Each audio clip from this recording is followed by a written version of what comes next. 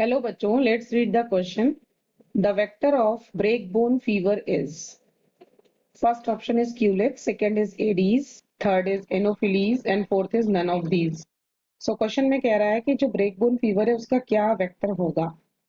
सो की कॉन्सेप्ट की बात करते हैं. की concept, break bone fever basically हम लोग डेंगू फीवर को बोलते हैं. Dengue fever, it is called as break bone fever. Dengue fever.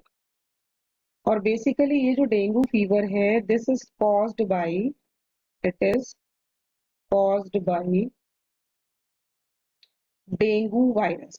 ये जो डेंगू फीवर है बेसिकली ये डेंगू वायरस से होता है. ओके. और जो इसके सिम्टम्स आते हैं 6 से 7 दिन, 6 से 10 दिन इन्फेक्शन हो जाता है उसके बाद आते हैं.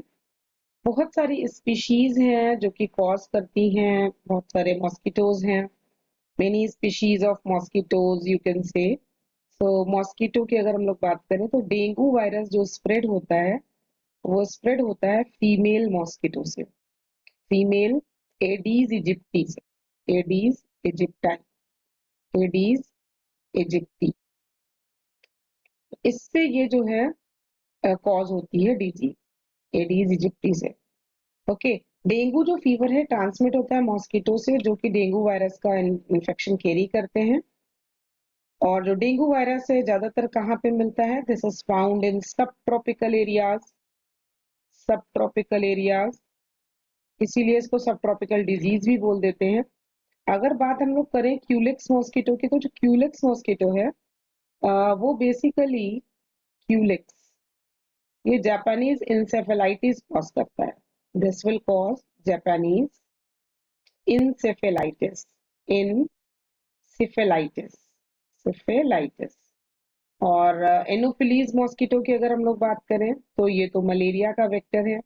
Anopheles, this is a vector of malaria. और लास्ट ऑप्शन इसमें दे रहा है vector of malaria, none of these. तो इस क्वेश्चन के लिए नन ऑफ दीज तो ऑप्शन जाएगा नहीं, क्योंकि हम लोगों को जो करेक्ट आंसर मिला है वो हम लोग को मिला है ब्रेक बोन फीवर के लिए aedes mosquito. Aedes aegypti. Okay. ये ट्रांसमिट होता है सेवरल स्पीशीज ऑफ मॉस्किटोज से. Hope this answered your question. Hope you understand well. Best of